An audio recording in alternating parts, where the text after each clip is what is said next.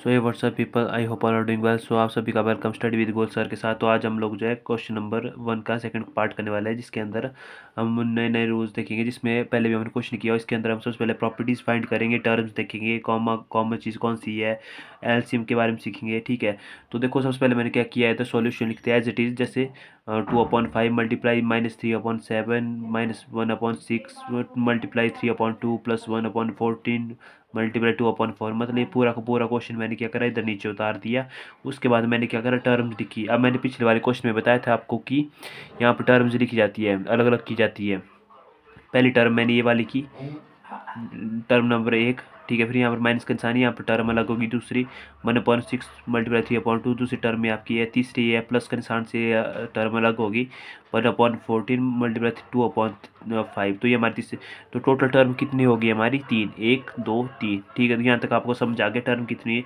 अब इसमें कौन सी प्रॉपर्टी यूज़ होगी, सबसे पहले हम कॉम्पिटिटिव प्रॉपर्टी को यूज़ करते हैं। देखो जैसे कॉम्पिटिटिव प्रॉपर्टी क्या होती है, जिसके अंदर आंसर जो हमारा हमेशा सेम रहता है। मतलब चाहे आप आगे लिखो चाहे पीछे लिखो, वैल्यू को आंसर में कोई फ़र्क नहीं पड़ता। जैसे a+b लिखा है ना इधर, या b+c लिखो, मतलब 5+3 लिखो तब भी 8 आएगा, या 3+5 लिखो तब भी 8 आएगा। ठीक है, तो ये आपकी कॉम्पिटिटिव प्रॉपर्टी। तब कॉम्पिटिटिव प्रॉपर्टी यूज़ करके हम यहाँ पर क्वेश्चन को लिख देते हैं। सबसे पहले हम क्या करेंगे, जो कॉमन चीज़ है उसको देखेंगे। ठीक है, जैसे मान लो, अब देखो कॉमन प्रॉपर्टीज़ देखेंगे हम। कॉमन प्रॉपर्टीज़ क्या होती है, कॉमन प्रॉपर्टीज़ जैसे मान लो यहाँ पर लिखा है 2/5, और 2/5 कहाँ लिखा है इधर, यहाँ लिखा है 2/1। तो ये वाली प्रॉपर्टी और ये प्रॉपर्टी हमारी सेम है थोड़ी थोड़ी। तो इसको हम पहले लिखेंगे, पहले लिखेंगे 2/5 मल्टीप्लाई -3/7। ठीक है, यहाँ पर क्या है प्लस, तो ये वाली प्रॉपर्टी पूरी लिखेंगे, वन टर्म पूरी लिखेंगे 1/14 मल्टीप्लाई 2/5। और ये जो लास्ट की टर्म है, दूसरी नंबर की टर्म, इसको लास्ट में लिखेंगे। यहाँ पर जो माइनस का निशान इधर लिख देंगे, -1/6 मल्टीप्लाई 3/2। ठीक है, तो ये हमने क्या करा, कॉम्पिटेटिव प्रॉपर्टी हमने यहाँ पर इस्तेमाल रख दी। हम मतलब सॉल्व करेंगे तो आंसर हमारा सेम ही रहेगा, चाहे आगे पीछे कर दिया, इसमें कोई फ़र्क नहीं पड़ता है। इसके बाद हम लोग क्या करते हैं, इसको हम अब हम क्या करेंगे, जो कॉमन चीज़ है उसको हम सेम एक ही जगह लिखेंगे। जैसे 2/5 है ना, और आपका 2/5 है, इसको कॉमन मार के हम एक ही जगह लिख लेते हैं, 2/5 लिख दिया। अब इसके बाद क्या है, मल्टीप्लाई। तो इधर क्या करेंगे हम, मल्टीप्लाई ब्रैकेट, अभी हम क्या है, -3/7 -3/7। ठीक है, अब आगे क्या है आपका, +1/14 +1/14। अब 2/5 तो हमने कॉमन लिया था, तो वो हमने यहाँ पर लिख दिया है। ठीक है, हम तो यहाँ ब्रैकेट क्लोज कर देंगे, और यहाँ पर क्या है, -1/6 मल्टीप्लाई 3/2। ठीक है, तो ये जो प्रॉपर्टी मैंने लिखी, इस प्रॉपर्टी का नाम है डिस्ट्रीब्यूटिव प्रॉपर्टी। ये हमारी सेकंड नंबर की प्रॉपर्टी यहाँ पर इस्तेमाल होगी। ठीक है, ओवर द हेड। ठीक है, डिस्ट्रीब्यूटिव प्रॉपर्टी। ठीक है, अब देखो एक चीज़ आपने बड़े ध्यान से देखनी है, यहाँ पर देखो टर्म्स बनी हुई है। ठीक है, जैसे एक टर्म ये बड़ी, एक ये बड़ी लिखी है, पर हमने आगे पीछे लिखी। कॉम्पिटेटिव प्रॉपर्टी ये बोलती है कि जो सेम होती है उसको पहले लिखो। ठीक है, उसके बाद देखो डिस्ट्रीब्यूटिव प्रॉपर्टी बन गई। अब हम क्या करेंगे, सबसे पहले इनका क्या लेंगे, ये जो दो बन गए ना इधर हमारे, अब हमारे पास डिस्ट्रीब्यूटिव प्रॉपर्टी दी है। सबसे पहले हम क्या करेंगे, ये जो 7 और 40 है, इसको क्या करेंगे, एडिशन के फॉर्म में, फ्रैक्शन जो एडिशन के फॉर्म में दिए, तो सबसे पहले हम क्या करेंगे, यहाँ पर 2/5 लिख देंगे। लिख दिया ना इतना कर। अब इसके बाद मल्टीप्लाई लगा दो, अब ब्रैकेट का निशान लगाओ। अब हम क्या करेंगे, सबसे पहले इन दोनों का एलसीएम लेंगे। देखो स्टेप बाय स्टेप कर रहा हूँ मैं, इसीलिए समझ आनी चाहिए आपको। 7 और 14 का एलसीएम लेंगे, तो सबसे छोटे में से देखते हैं हम, 2 7 जा 14, तो 7 का सेम आ जाएगा। तो इसका जो एलसीएम निकला हमारे पास, वो निकला 2 7 जा 14। तो एलसीएम हमारा डिनोमिनेटर जो आया हमारा नीचे 14 आ गया। अब -3 और +1 को हम एज इट इज लिख देंगे, ब्रैकेट क्लोज कर देंगे, -1/6 और 3/2। ठीक है, अब हम क्या करेंगे, इतना हमने लिख दिया। अब यहाँ पर हम कटिंग कर देंगे, 3 2 जा 6। ठीक है, यहाँ पर 2 आ गया। अब 2 2 जा 4, अब 1। अब देखो नीचे फिर से लिखेंगे हम 2/5।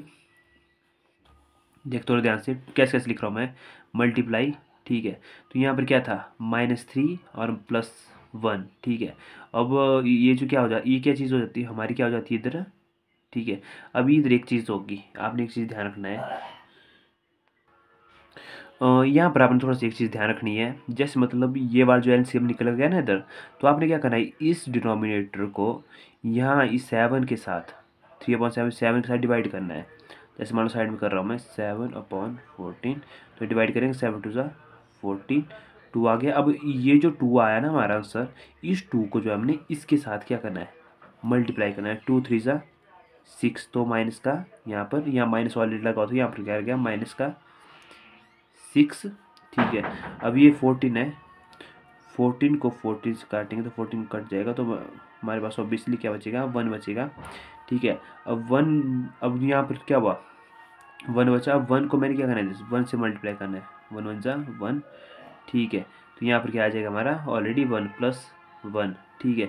इधर कटिंग हो गया। अब इसके बाद 2/5 मल्टीप्लाई, अब माइनस प्लस क्या होगा इधर, आपको पता है कि माइनस माइनस क्या होता है, प्लस हो जाता है, और माइनस प्लस क्या हो जाता है, माइनस हो जाता है, ठीक है। तो आपने क्या करना है, इन साइंस के ना माइनस और माइनस के साइंस आपने ध्यान रखना है। माइनस प्लस के साइन के बारे में पढ़ना हो, एक ट्रांसपोजिंग चैप्टर पढ़ना है, उसकी मैंने वीडियो बनानी है अभी, ठीक है। तो मैं आपको सेंड कर दूंगा इसको वीडियो के अंदर। तो यहाँ पर क्या करेंगे हम, -5/14 और ब्रैकेट क्लोज, ठीक है। अब इधर क्या करेंगे, 2 2 1 का 1, इधर क्या करेंगे -1, 2 2 4, ठीक है। अब यहाँ पर कटिंग कर देंगे, ठीक है, क्योंकि यहाँ पर ना माइनस और मल्टीप्लाई का साइन साथ में है, ठीक है। अगर यहाँ पर साइन नहीं होता तब हम इनको डायरेक्ट कर सकते थे, पर यहाँ पर माइनस और मल्टीप्लाई का साइन है, तो हम यहाँ पर क्या कटिंग करेंगे, 5 को 5 से कट कर देंगे, ठीक है। अब यहाँ पर क्या होगा, 2 7 14, 2 1 1, यहाँ पर माइनस का निशान लग गया। अब यहाँ पर क्या आएगा हमारे पास, -1/7 -1/4, ठीक है। अब हम क्या करेंगे, इधर इन दोनों का हम क्या लेंगे, एलसीएम लेंगे, ठीक है। अब आपको पता है एलसीएम कैसे लेना है, 7 और 4 का एलसीएम लेंगे, 2 2 4 और 2 1 2, 7 का 7 और 1, और इस तरीके से 2 2 7, 2 2 4, 4 7 28 हमारा इधर आ गया। और हमारे जो डिनोमिनेटर में आंसर आया वो 28। अब मैंने क्या बताया था कि यहाँ पर क्या करेंगे हम, इसके साथ क्या करेंगे, डिवाइड करेंगे 7 को 28 से, 28 7 4 28, ठीक है। और यहाँ पर क्या आ गया, अब इसी 4 को हम क्या करेंगे, इसके साथ मल्टीप्लाई करेंगे, 4 1 4, ठीक है। तो यहाँ पर क्या आएगा -4, और ऊपर वाले का भी इसी तरीके से करेंगे, किस टेबल से जाएगा, डिवाइड हो गया, 4/28, 4 7 28, ठीक है। तो यहाँ करें क्या करेंगे, 7 आ गया, अब 7 1 7, ठीक है। तो यहाँ पर क्या आ जाएगा, माइनस का 7 मल्टीप्लाई, अभी तो क्या करा, माइनस माइनस क्या हो जाता है, आपको प्लस हो जाता है। तो 7 और 4 कितना हो गया हमारा, जैसे ये होता है ना, माइनस और माइनस हमारे हमेशा प्लस हो जाते हैं, और माइनस प्लस हमारे माइनस हो जाते हैं, ठीक है। अब प्लस प्लस भी हो तब भी आपके प्लस हो जाएंगे, ठीक है। तो आपने क्या करना है, माइनस माइनस क्या हो गया, प्लस हो गए, 4 7 के 11 का, और यहाँ पर साइन किसका बड़ा, माइनस का, तो यहाँ पर 28। तो आंसर आपका, आप इस तरीके से भी लिख सकते हो, और 11/28 इस तरीके से लिख सकते हो। तो ये आपका आंसर है, ठीक है। तो आई होप आपको वीडियो अच्छी लगी होनी। Thank you so much. अगर वीडियो अच्छी लगी तो चैनल को like and share and subscribe करें। किस तरीके से हमने क्वेश्चन किया, ठीक है। तो इसी तरीके से हम नेक्स्ट पार्ट भी करेंगे। तो अगर वीडियो अच्छी लगी तो वीडियो को लाइक एंड शेयर सब्सक्राइब करें स्टडी विद गोयल सर के साथ, ठीक है। Thank you so much.